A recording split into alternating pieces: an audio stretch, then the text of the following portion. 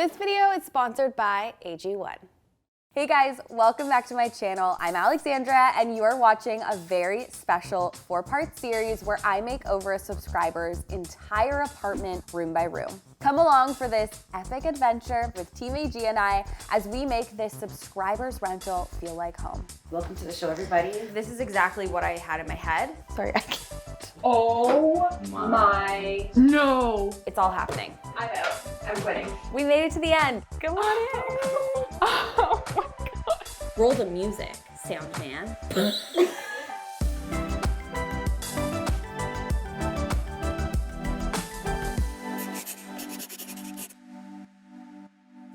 Today is episode 3 of the dream apartment makeover for the deserving viewer, Kate.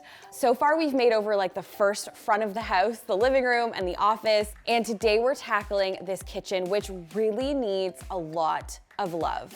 It's outdated. The cabinets have not been painted in a very long time. You can tell because they're kind of yellowing. And this kitchen is quite substantial in size. So I'm a little bit nervous about how we're gonna pull this all together. It's going to be a lot of work. I'm getting ahead of myself. Let's take it back to the call that I had with Kate a few weeks ago and talk through how her kitchen's functioning for her, what needs changing, and what her dream kitchen would look like. It's such a big kitchen, which is so great. Talk me through what's working, what's not working. I feel like you might have space for like a table in there. Like maybe that's your dining area. So I have a little island in there that like collapses. So it's just like a little like square table and then has the 2 chairs. I don't really like eat on it ever. I use it as like my baking area. Got it. Bake a lot of pies, so the space to like roll out dough is helpful. So more prep space would be good. I'm thinking like maybe a bigger island in the middle of the kitchen so you can walk around it. You can use it as your prep space. Maybe you can sit at it sometimes. Yeah, the cabinets constantly fall off, like the hinges are breaking. Oh my God. Okay. I have one friend, she's quite handy and she comes over and like fixes my cabinets for me all the time. We're gonna fix it permanently so you don't ever have to worry about that. On the side, there's like bookshelves almost. Oh, cool. And like radiator kind of thing. So I don't know, I feel like there's a lot of like room to kind of do something pretty cool in there. Is there anything else you can think of that you would really need in the kitchen, or is it more just aesthetic? I think it might just be aesthetic. The floors are kind of beat up, but I mean. Yeah, I'm trying to figure out what we can do in there. Oh, and the fan. Can the fan come down? Oh, yeah. Because it needs to go. Yes. Okay, can you just talk through your dream kitchen space? The color on the cabinets would be really fun. Like a playful kitchen. Like it doesn't need to be just like white. I really did love like the Dakota Johnson. I knew you were gonna say that. Yeah, because she has like cool like greens and like things worked in, right? I love green. I'm definitely not afraid of like colors and prints. I hear your vision. I also think like if we're going very neutral with the rest of the space, the kitchen can be that pop of fun and playfulness. I mean, like there's really nothing I've seen you do that I didn't like. So it's like really Thanks. whatever you want to do. Okay, I think that's it from me. I'll meet you in person on reveal day, which is so wild. It is, yeah, that's wild. Okay. Bye.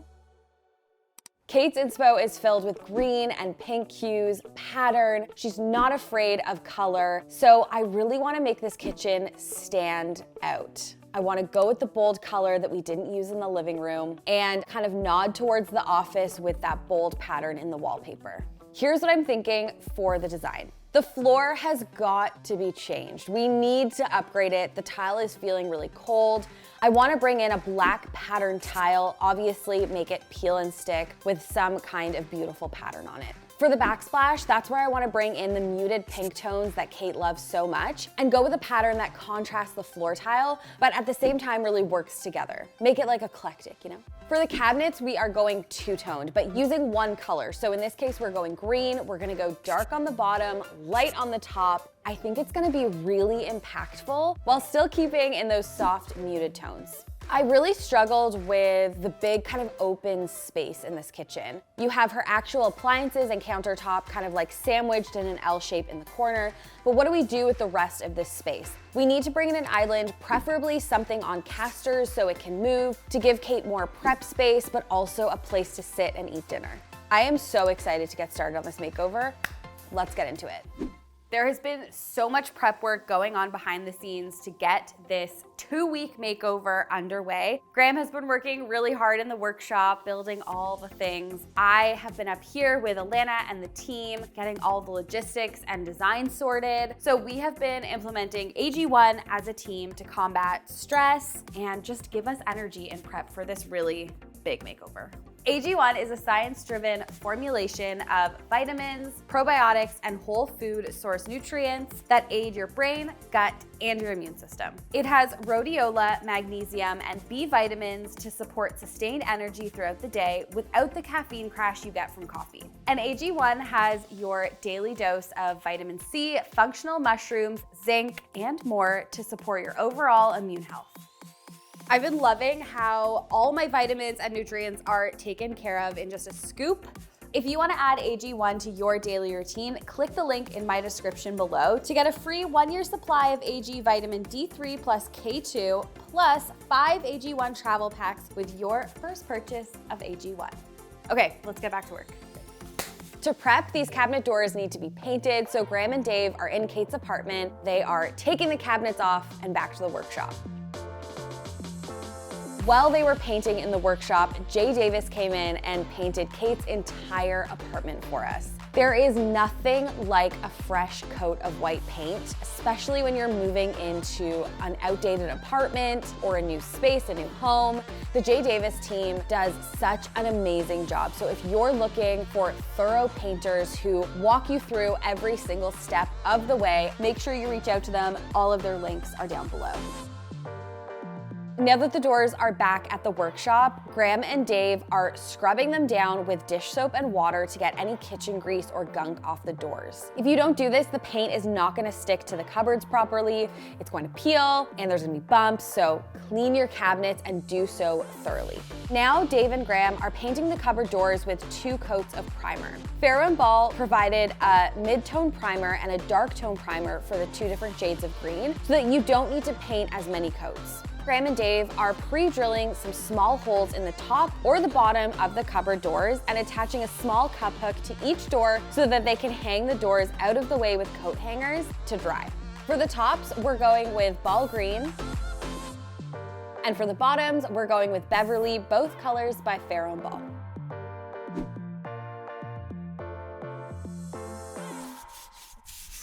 Welcome to the kitchen makeover. We have actually been working before the camera started rolling, scrubbing the kitchen down, getting all the grease and grime off the cabinets so we can paint them. We've been shooting for 4 days already. This makeover, it's a large one. I know it's gonna be really rewarding at the end, but we're all feeling it. So before we go any further, before we start painting the cabinets, we're going to have some AG1 as a team. So I brought the travel packs to set. How convenient are these? Guys, I feel like this is gonna be a new routine. Also, I can't lie, I'm kind of loving that my initials are on the bottom. It's like you were playing salsa music. I need this today. Cheers. Cheers. I just pineapple. Oh, Jesus. That's actually very tasty. So Graham and I are gonna take the hood down. It's really old, it's really outdated. I don't think there's even a filter in it. We're gonna replace it later on in the makeover, an easy change to make a big visual difference in a space. Oh my. What are those? Cockroaches. No. I'm out. I'm quitting. I'm quitting. I think I might work. I might be ill. Oh, Jesus. Oh. That is gnarly. Oh. Cool.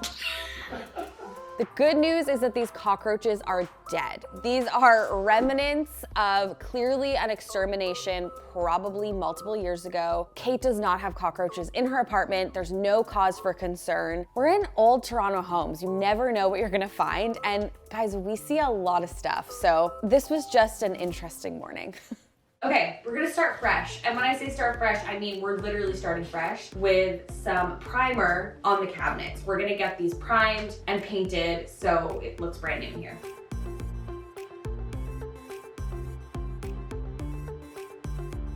So primer's dry. I'm gonna start on the top of the cabinets, painting them the light green. And are you gonna paint the bottoms? I can do bottom. Okay.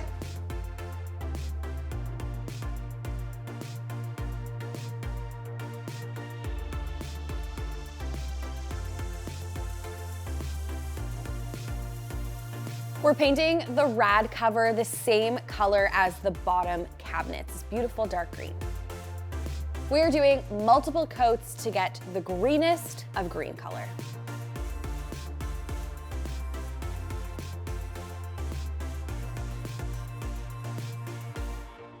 While we wait for the coats to dry, Graham and I are going to install some doors onto this door frame. You're not gonna be able to see because it's pitch black and there's no light, but the stairwell goes down into another unit. So Kate's not walking up and down the stairs. It's actually where she keeps Olive's litter box, which I think is so clever. And she's put a curtain up here to divide the space. We're actually going to add doors with a little cat door for Olive to get in and out. So let's roll Graham Cam and take a look at how the DIY can play. Graham found these louvered doors on the sidewalk near our office. Every time. Graham, do you buy anything? I'm like almost at my limit with like some of the things he writes. You know what? Before we actually start talking about these closet doors, I would really encourage you to sign up for our membership. Graham and I have our own little show. It kind of feels like a podcast once a month for $4.99 for members. And we talk about this very stairwell that we're trying to block off. That's all I'm gonna say. There was a lot of drama. There was a lot of behind the scenes stories. I would encourage you to go watch. For the arched cat door, Graham is tracing a paint can on a scrap piece of a 1/2 inch MDF and using a speed square to draw the sides of the arch. He's cutting out the arch doors with a jigsaw and then sanding them down with a spindle sander. He's rounding the edges with a router and a roundover bit and sanding everything with a 60 and 150 grit sandpaper. Using the arch as a stencil, he's tracing it onto the louvered door. He's cutting out the arch shape from the louvered door, keeping track of the little pieces that would have to go back in place.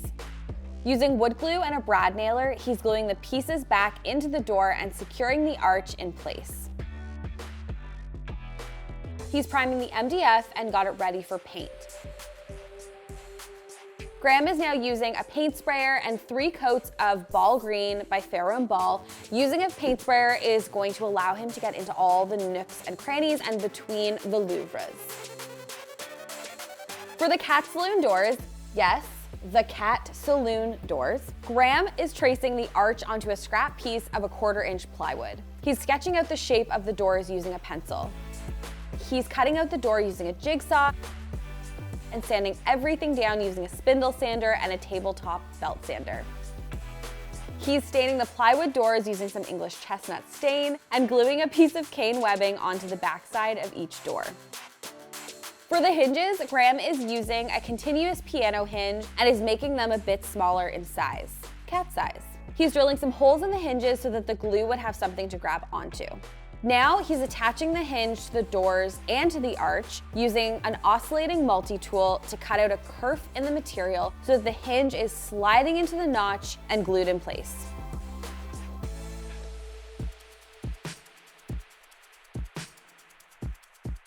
The cat saloon doors? Yeah. Like, excuse me?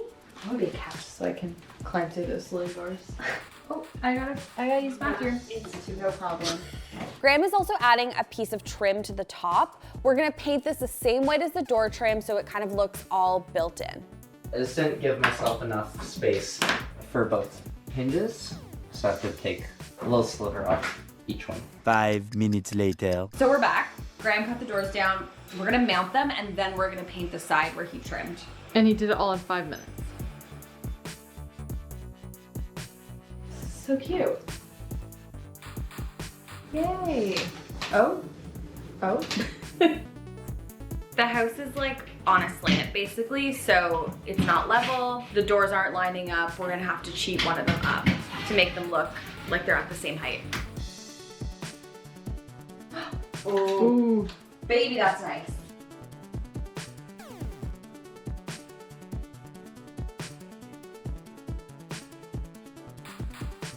Okay, that was a big day. How are we feeling, team? Only one more room after this? What a day. Cockroaches in the morning. Tea time at night. Tea time at night. I was like, I don't have anything for you. Bye. See ya. Bye.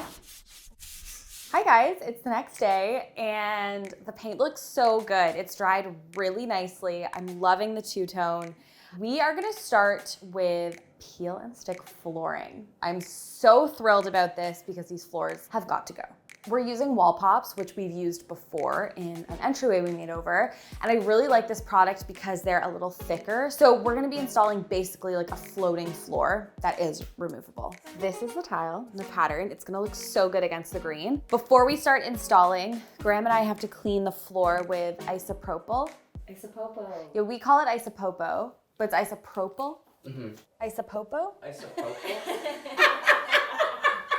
Isopopo. Isopropyl? Are you guys okay? So we're using isopropyl to clean the floor. You want to make sure there's no dirt, there's no grime, like nothing, which is why we're using the alcohol, because then these will stick much better. So let's get cleaning on our hands and freaking knees. My cute outfit. It is cute. Well, it's gonna get destroyed. Amanda's is really good today too. Amanda looks fantastic today. I'm in my Jay Leno era. Did you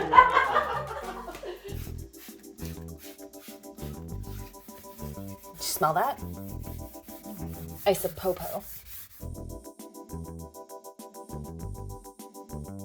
Okay, so this is the kind of stuff we want to make sure we're removing, and that's why we're using isopopo. Just grime like oil or dirt or like anything sticky that builds up in a kitchen over time. If anything is over the tiles like this, the peel and stick tiles won't stick properly. Okay, so we made a little mark with pencil to mark the center of the room, and I'm gonna put my first tile down there. You're probably wondering, why is there dirt on the floor since you just cleaned it with isopopo? They're just chips in the floor. We are starting in the center of the room because we want the pattern of the floor to be centered. Your instinct might be to start in a corner or like on the edge of the floor, but you want to start in the center and work your way out. We want to make sure this one is completely straight, because if not, all the other tiles we put down aren't going to be. And now the great thing is that we just line it up to the tile we just put down.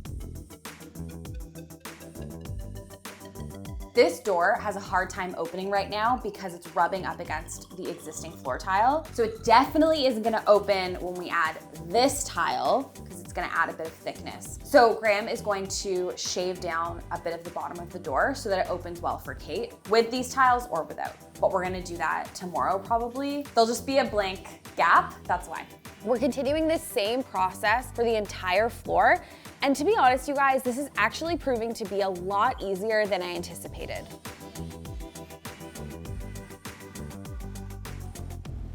Can you show the viewers how you measured? Like, how do you know where to cut? Yeah. Instead of using like a tape measure to like measure the distance and stuff, right? Like we want the end here to be here, and it's like kind of hard to measure. Flip it over, and you make a mark where it meets this That's so tile. great. And then you grab like a strong straight edge of some sort, like a metal ruler or a piece of wood or something. And you're gonna cut where the two marks meet. That's so easy. And instead of going like really hard, one pass, don't want the knife to jump and stab yourself. So you're just gonna do like light scoring motions. And you don't need to do too many because these are kind of like designed to break. So good. And then once it's broken, you fold it back and you have a nice crisp factory So great. like line. And then you stick it. Nice. You just always want to make your pencil marks the exact same. So it's like, if you cut that pencil mark off, or if you cut to the left of the pencil mark or to the right of the pencil mark, just do it every single time so that you have the exact same gap. Perfect.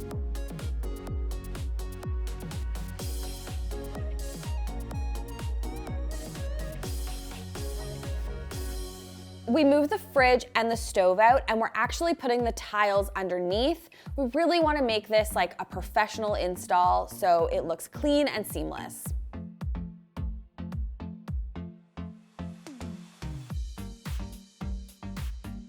I just wanna say, if I can do this and make these cuts, you at home can too.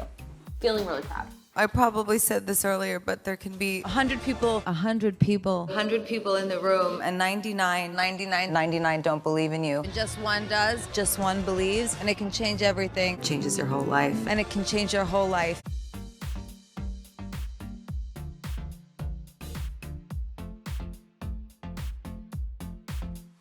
Okay, so we've left that part untiled, as I mentioned, because tomorrow Graham has to get his tool to plane the door. You said plane the door? Plane the door. Yeah, I have to get a planer. She knows what she's talking about. Whoa. Also, I made the executive decision not to tile over the trim here, and I wanna show you why, because these tiles always look more realistic if you're gonna butt them up against a lip of some sort or putting a trim piece over top. So I've decided not to tile this because we would have had to do this edge and it wouldn't have looked seamless. We would have had to make a lot of cuts. So I just left it like this, and I think it works because this isn't the same as the tile that was here before. It looks like a nice little piece of sandstone. So a type of sedimentary rock of some sort. Yeah, type of sedimentary rock of some sort. I think it looks fantastic in here.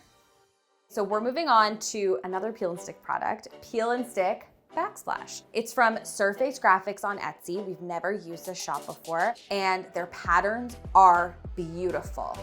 Before we start actually sticking any of the panels down, Graham and I are going to install a piece of hardboard to the back of here because there's no tile. Just a reminder, you can't put a peel and stick product over painted drywall. It'll just lift all the paint up when you try to remove it. So we're gonna put a panel here and tile on top of that. We're cleaning the original backsplash tiles with isopropyl alcohol, just like we did for the floor before install. The backsplash has the same taupe color as the accent reading nook in the living room. I love how all the colors are being tied together room to room.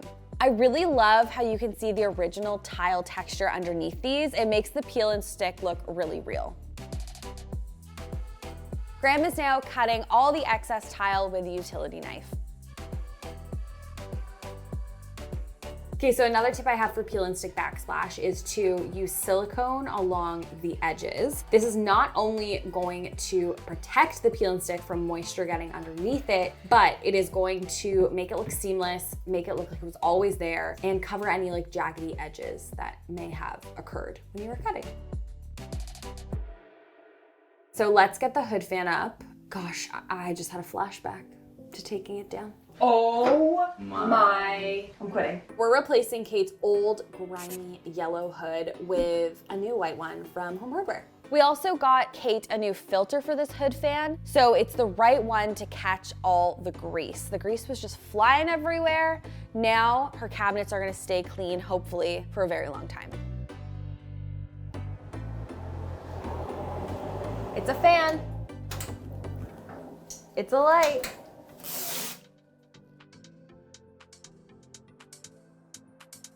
Now we're adding in some cane webbing doors, just like we did in the living room, to cover this rad in the kitchen. The cane for all these rad doors in Kate's apartment is from H.H. Perkins. I love how they have so many different cane webbing weaves to choose from, and they were so lovely to work with, a family-owned business. So Kate has this beautiful door here, lots of window light. We don't want to get rid of the light, but we want to give her some privacy. So I am going to install this just translucent film. You can buy this from the hardware store or on Amazon. It's really inexpensive, really easy to install. And I'm going to do it on the door window. You want to make sure you have a spray bottle with water, and you just want to spritz it all over the window. And then this film comes with like some sort of backing, so we want to peel that off. And it's just like installing wallpaper, because apparently all I did today was installing peel and stick products. Kate's neighbors walk past this window often, so we wanted to give her some privacy, and this does the trick on a budget.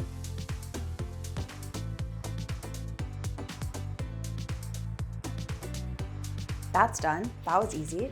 We're also gonna be adding something to this window, but I think we're gonna do that tomorrow. Today was a big day. Lots of peel and stick. It's looking so good in here. Tomorrow, we're finishing the space off.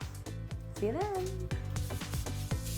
Okay, so today is the day where we pull this kitchen together. The first thing we're starting with is planing down the door. Graham's gonna do that with a special tool he has, a planer. She knows what she's talking about. So that it opens. Because right now,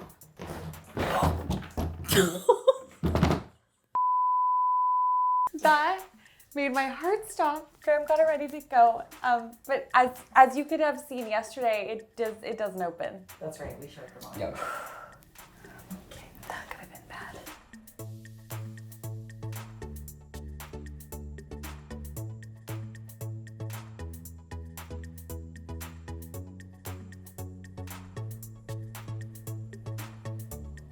Look at this. Perfect. Okay, so that means that we can keep installing these last 4 tiles and then we can move on to other things. So next up, we are doing cabinet fronts. I'm a little scared. I think it's gonna take a while, but it's gonna look incredible. Graham, Alana, and I are working together to get these kitchen cabinet fronts reinstalled. There's a lot of them, there's a lot of hinges, so we're working together to make this happen. So I think the next DIY we're bringing into this space might be one of my favorites. I had this idea of bringing like a harvest table into this kitchen, but make it like an island. And of course, Graham made that vision come to life. This is so cool and everyone needs to do this DIY. I was seeing if we could thrift the perfect kitchen tabletop, but Graham actually ended up finding one, and this is an old IKEA kitchen top, and we're gonna repurpose this. Since this is a dining table top and not a smaller kitchen island, Graham needs to cut down the tabletop to the dimensions we need, so it's not gonna take up too much space in Kate's kitchen. He's cutting off all the sides using a table saw and rounding the edges of the table. He's sanding everything down using a 60, then 150, then 220 grit sandpaper until it's silky smooth. Now it's time to connect the legs to the tabletop. Graham saved the table frame and kind of rejigged it to fit the smaller table and to fit the larger legs that we had sourced. He's cutting down the frame using a miter saw and gluing everything together using wood glue and brad nails. He's now gluing the frame to the bottom of the table using wood glue and screws. Graham actually started by staining the wood, and it was just way too orange for my liking.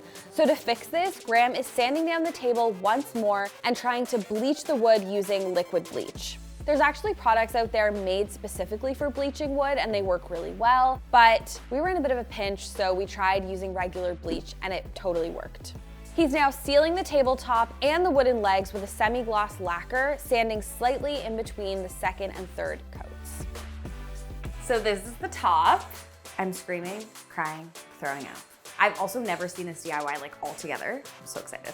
I found these legs from Osborne Wood. I've been seeing a lot of legs like this that you can actually buy as like individual pieces and then build out your own tabletop, which is really, really cool. I wanted this island to be able to move around the space, so we are gonna put casters on. We're just waiting for a special tool from Alana. So in the meantime, let's flip it over. What? This is so good. Graham? Yeah, it's really nice. What the frick? I had always thought that maybe the island would be this way, but I actually think it makes more sense this way, because when I eventually put the stools down, the stools will fill this space. So once we have the casters on, I can move it around, but I did want to put it on casters so Kate could like move it closer to the counter if she wanted to prep, or then move it away from the counter if she wanted to have people over. We're gonna revisit this. In the meantime, let's put up some curtains.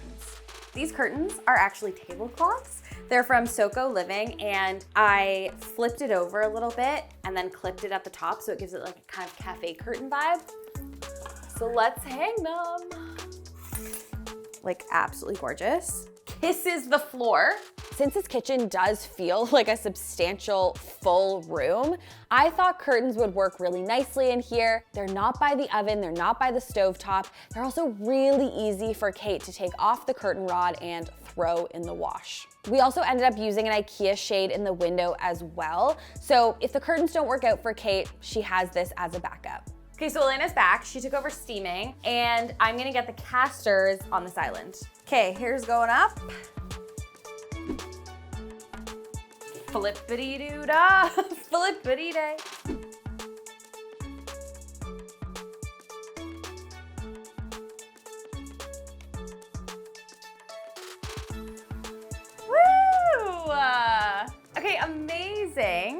also lock, and this is really sturdy. So I love how she has a lot of different options. She can move it, she can bring it closer to prep. This is so great. Okay, we're hanging the most beautiful, beautiful flush mount from Mitzi, of course.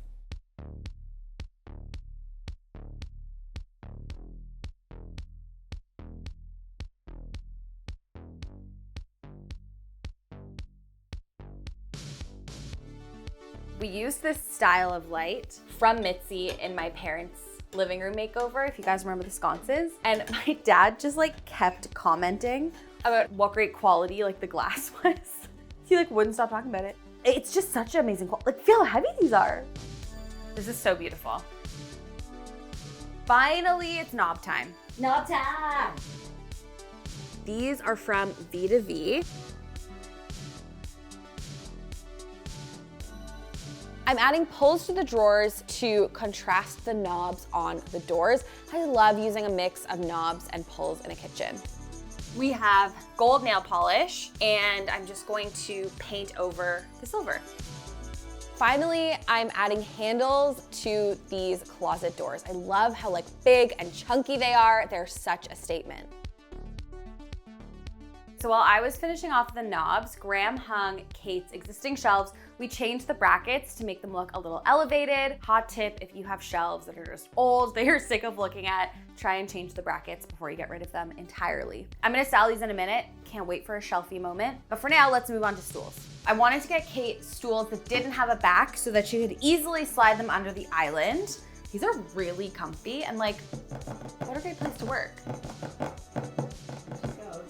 We just made over her office, so obviously she has a beautiful office to work in, but she can eat dinner here. And these are really comfy.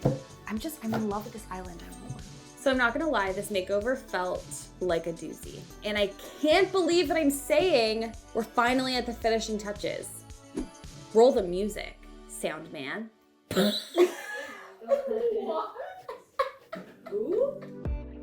Hanging this beautiful print by Vinka Hallam. I need one of these in my kitchen.